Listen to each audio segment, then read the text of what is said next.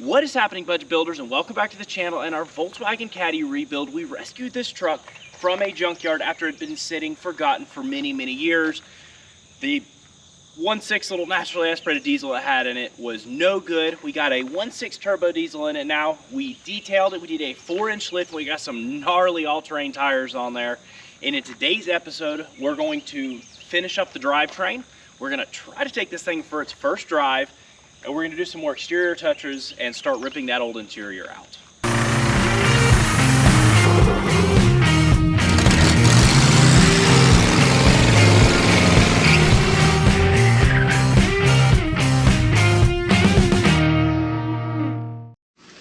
To start with, I want to start up front here. Let's kind of get everything dialed in so we are ready all the way around to be able to hit the road with this thing.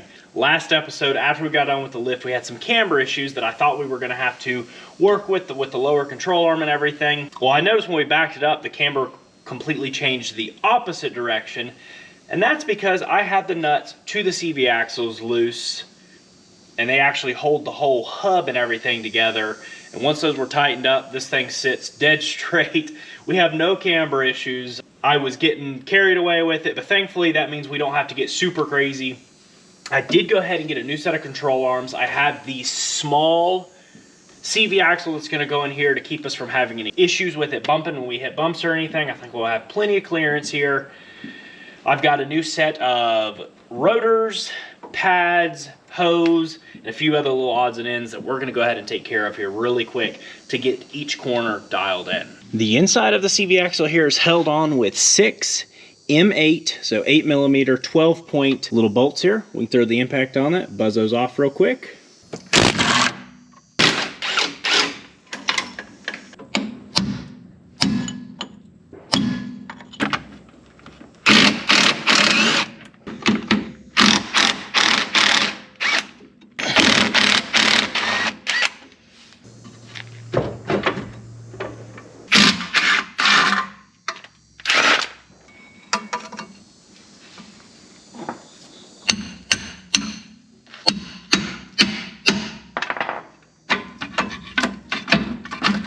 There's our nice pretty control arm ready to go. As you can see, this thing was sitting kind of funky, and that's because that bushing was completely shot, and this thing is rough shape. Definitely needed to be replaced.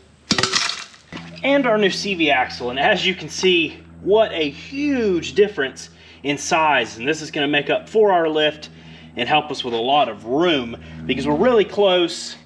Now we're going to be a good bit away. Thankfully they packed the inside already in the boot, which is always aggravating. Just get it in there and start squishing it. You want to push it as much as you can down into those little old balls and cavities. And then lastly here, do not forget to put Loctite on those and tighten them to the proper torque specs. Unless you want to be stranded somewhere. Ask me how I know.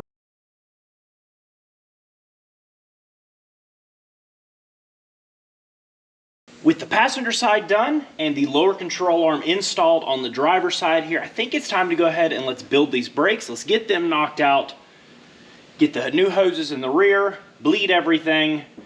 We'll be able to stop once we start driving. Thankfully, as you can see, those are in great shape. Come out easy, and it still has the bushings in there. That, you know, the rest is okay. Old pads will come off. And then you have a little flathead lock nut here, which I'll take this impact on.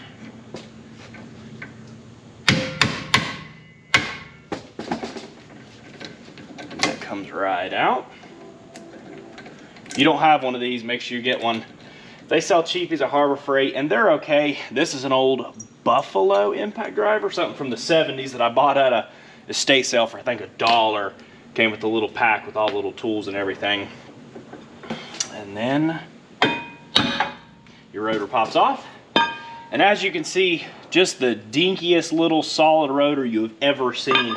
And when we were in Kentucky, getting the intake for the 911 from Harris, he gave us a set of these vintage style rotors, and this is going to be much better, especially with those big tires and everything, for heat as we're driving around with it. So huge shout out to him for hooking us up with these. Going back on with the caliper, one issue that I ran into is this one is completely frozen. I've got one at the house, but what worked out is this right here is the one off of the Mark II that 1.6 diesel came out of. And some of the Mark IIs have the same caliper, and this one's much newer. It works good, so it is going on here.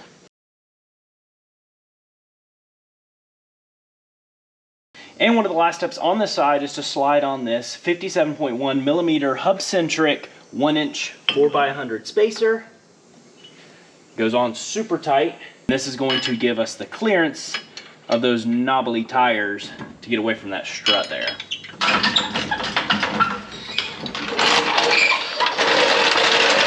Okay, we've got both of our fronts all put back together.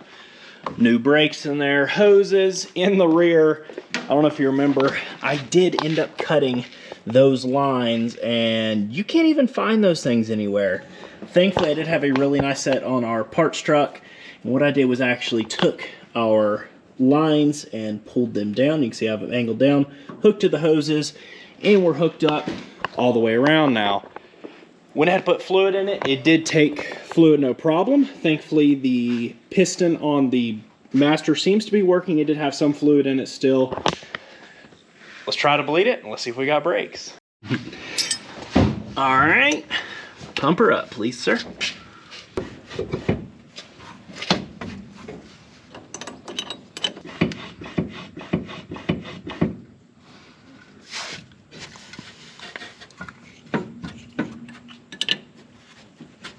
Well, this bleeder was completely crustified and clogged.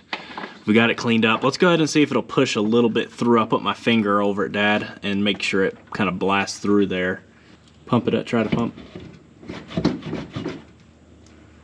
Nothing. Pump, pump, pump. Well, we're not getting any pressure out of this master cylinder. Either our lines are clogged, which I'm going to go ahead and break them loose on this side really quick to check pressure, but I think we probably just don't have a good seal anymore. It's not allowing us to build pressure. Keeping it or whatever.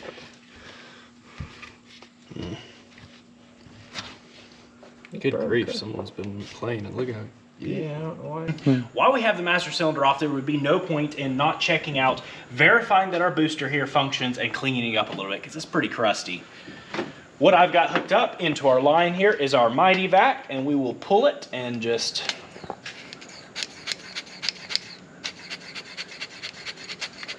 That's a good one. I think we're gonna have to put a new booster in there. Okay, I gotta verify and give it the old suck test here. Yep, just straight through. No, we're gonna pull it off the parts truck. So right here, pulled it off. This thing is just mush, straight brake fluid. And that's probably why this is as crusty as it is, because that thing is slammed full of brake fluid internally. Yep, that one's holding it. Let me get up a little higher. Doesn't take much. And it is holding it dead on, so we're good. Easy enough. Probably should, I don't know. We should probably clean that floor, but I do like the mossy, leafy thing it's got going on here.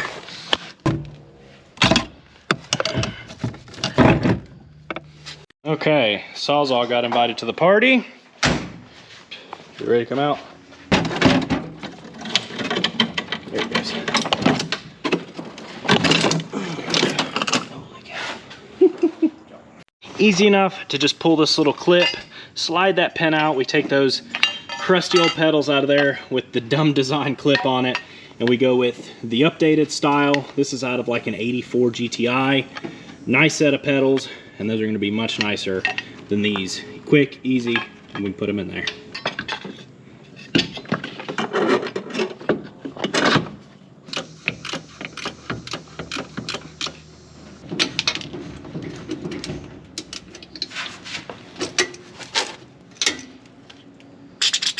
Ah, there we go.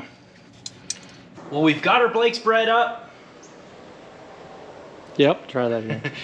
We've got our brakes bled up. Everything seems to work really well, front and rear. Everything's looking pretty good so far, and although we would like to go ahead and fire the motor off, take this thing for a quick spin, there's a few things we need to take care of. We want to roll it out. Let's straighten the shop up a little bit. It kind of turns into a disaster when you're right in the middle of a project, pulling tools out everywhere.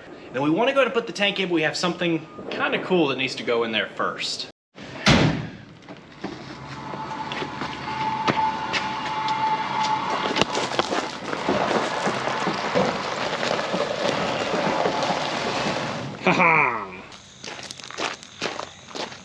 Yeah, and this is why we have to wait to put the tank in.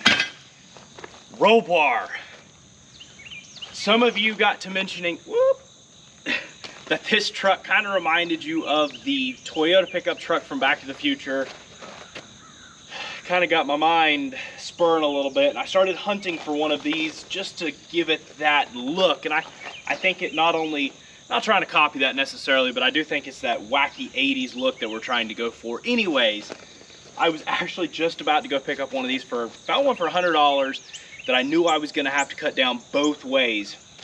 We found this one on an online estate auction, bought it sight unseen for $23. I figured if I was gonna have to cut it down anyways, we'll do so. And for $23, it's better than $100. And let's see if this thing fits. They said it came out of a Jeep. This obviously did not come out of a Jeep. I'm not sure what it came out of, but we're gonna find out. It looks close measurement wise, just with the tape. It's actually really close. It kind of makes me think maybe came out of a step side 80s Chevy or something.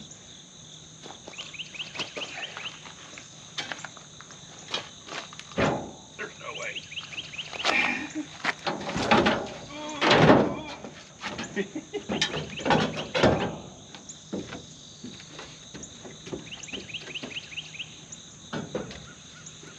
You have got to be kidding me.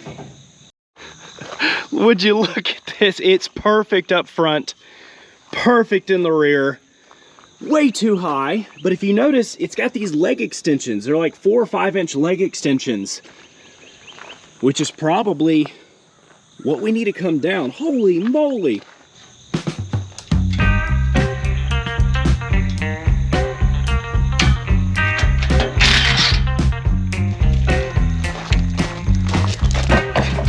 No more legs.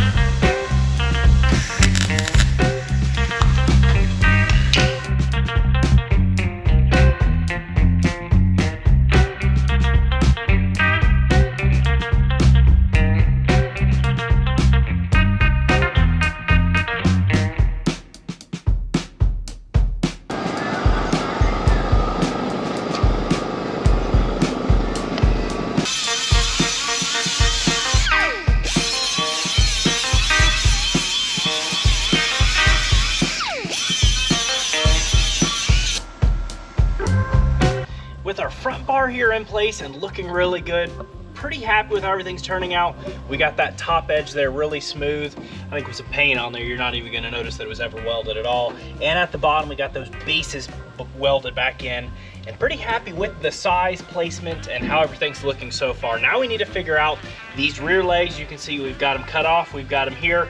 What we'll kind of do is measure everything up, get it exactly where we want it, tack them, pull them back off, let's throw some weld on it. I think we'll be pretty good on this roll bar, and I am done with using the grinder today. It definitely would be nice with a chop saw or bandsaw or something, but we got it, and I'm pretty happy with how it's turning out.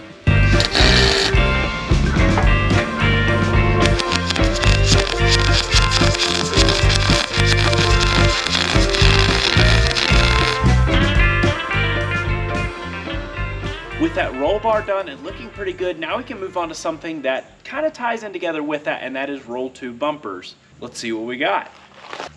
I found a set of Jeep TJ bumpers on Marketplace. We were able to get this set for 150 bucks. They're really great shape. This one did come with a big winch plate, which we'll probably use on something else, but that's gonna be pretty cool up front. For the rear though, we have this. Obviously, it's crazy wide and a little bit goofy looking. I do like the sides, but it's way too much for this truck, and this truck isn't designed for a stepped out bumper really. They're designed to come straight out. So I think the best bet is gonna be cut these off probably somewhere here, and then we can actually just take our little tube bins, move those in. Now this is kind of cool, this little step here, and this bumper is actually upside down, I believe, compared to what it would have been on the Jeep, but that kind of works out. Look at that. Perfect spot for our license plate. So we'll cut off this little license plate hanger here, and then you will notice this little spot here. And what I thought we would do with that is I stopped and picked up this receiver from the old Harbor Freight, and I think that'll be pretty slick right there.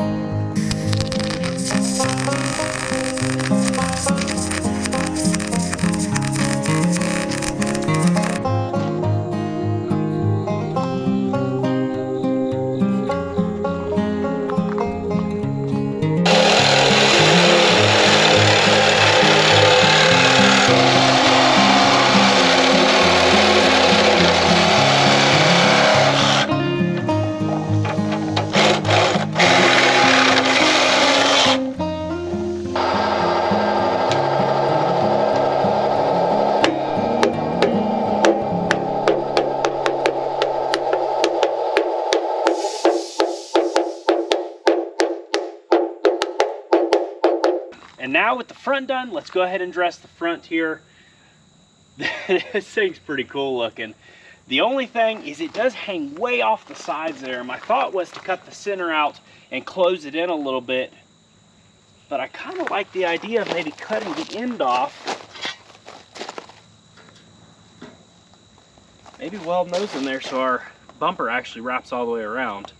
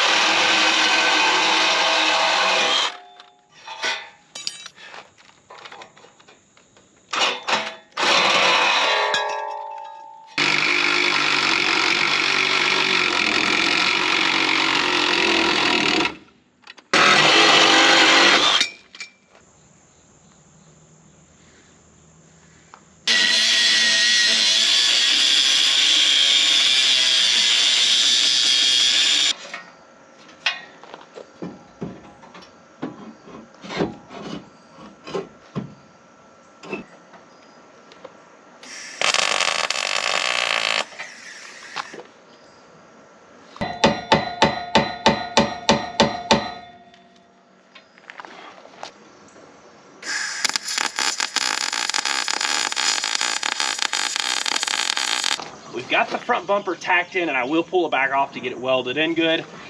Even so, it is on there. Now, my only dilemma was the possibility of running another bar here and finishing off this front and taking these from the rear, adding those to the side.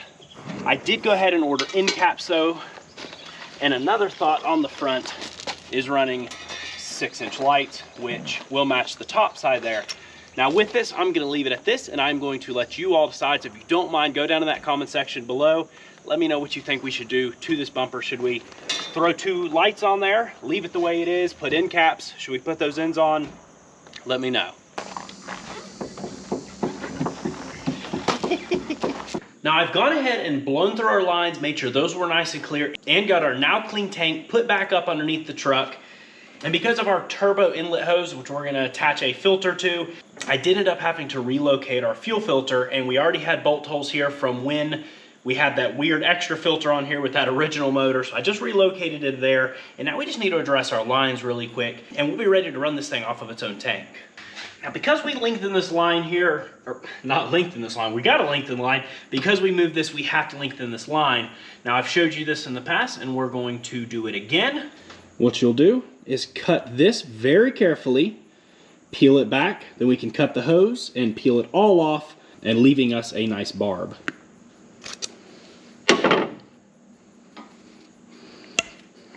Simple as that.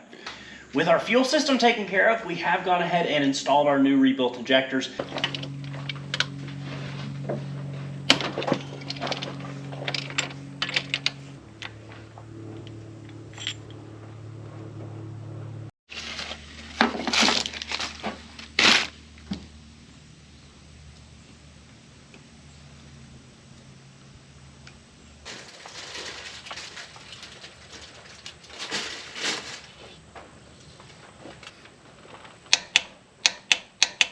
They are 155 bar, which is what it had in it. And correct me if I'm wrong, the Eco Diesels had a smaller, I'm not sure. I know the 155 is the turbo diesel injectors.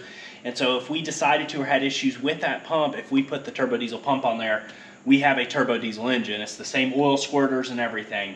And so we've got all that in there. And hopefully once we fire this thing up, it takes care of our pinging issues and runs quite a bit better. Now, I don't want to necessarily start on the interior just yet. Actually, no, I don't. I'm exhausted. 3 days of cutting, grinding, and welding. I am pooped. But I want to get this front windshield in so we can get this truck in the dry. And to do that, we need to go ahead and pull this dash out really quick.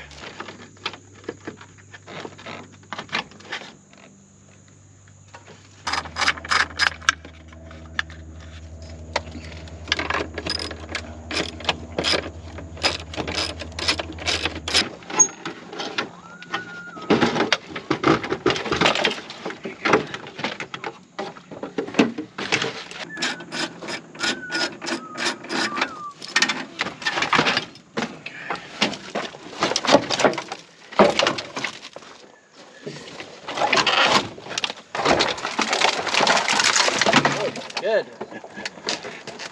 Dumped everything out of there.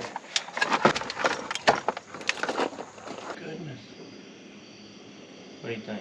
Yeah, get a pretty good bead.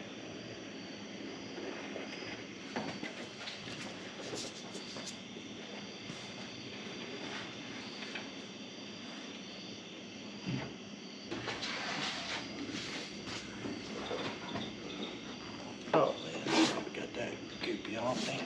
How are you gonna do this? Alright. How did you do it?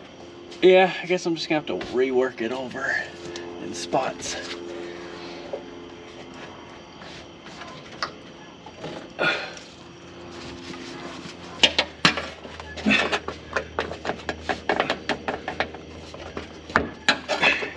Yeah, see how much it's got to drop?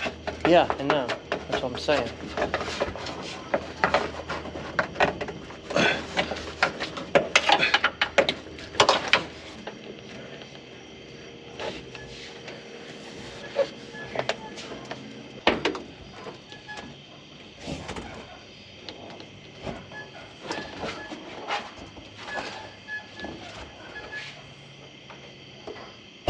Well, our windshield is in, our brakes are done. We're running fairly decent. I do think we're gonna end up needing to put an injection pump in this thing. It sounds a lot better, it's a lot healthier. It has a high-end miss and it seems to bleed back when you let it sit for a little bit. Not a huge deal. I kind of want to put an actual turbo diesel injection pump on this thing. Anyways, we did go ahead and take care of our shifter. This one was, I guess you could say a short throw, but probably not in a good way. And all 5 gears do engage. Let's see if this thing drives though.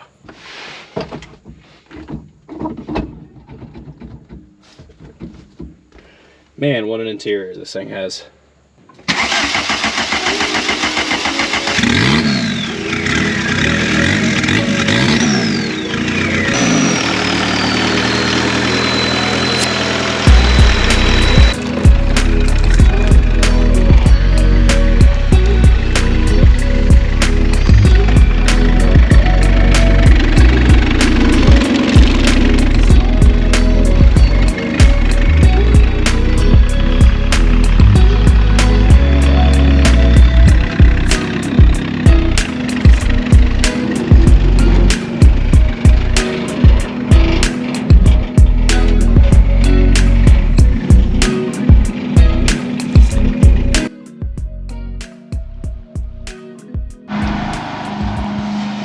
Well, let's see how we do.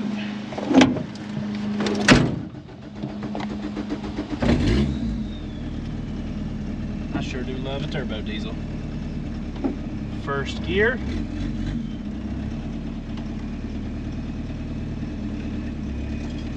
We're off.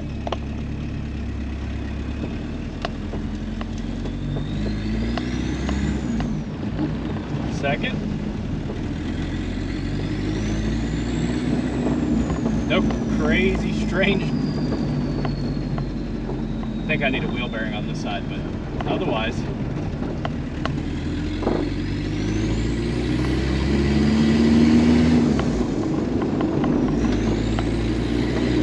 That's 70.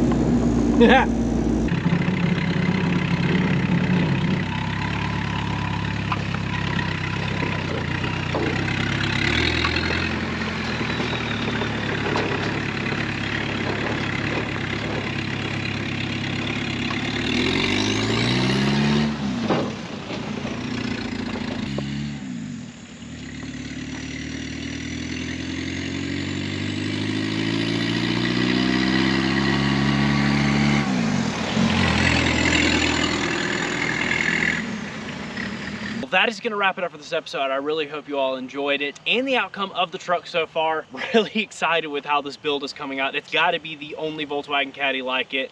It's wacky, it's different, it screams the 1980s. Maybe I was born 15 years too late, but can't wait to do more with it. We're going to do an injection pump. You probably noticed the front end has drooped back down a little bit. Those Mark IV springs just weren't quite enough, so we will be putting the Mark II set that we have on it to get it back where it needs to be. Fitment looks really good. Everything seems to be pretty smooth as far as how it drives and all. And we're excited to really start driving this thing. I want to be able to daily drive it. That's why we left AC and everything in this truck, and I want to enjoy it. But that is going to wrap it up for this episode. If you are enjoying and you haven't already, be sure to the subscribe button, notification bell to keep up with our wacky builds, our rescues, our restorations, and all the other fun that we have with old cars, bringing them back to life. And if you have been a part of the channel, we really do appreciate it so incredibly much. It's what gives us the ability to rescue stuff like this and turn it into what it is. Be sure to comment down below. Let us know what else you think we should do with this truck, kind of the route we need to go with. And I'm thinking interior wise, we just make it really nice, simple, clean. Maybe do a bench seat on that, something a little different. That's going to wrap it up. Peace out and catch you all on the flip side.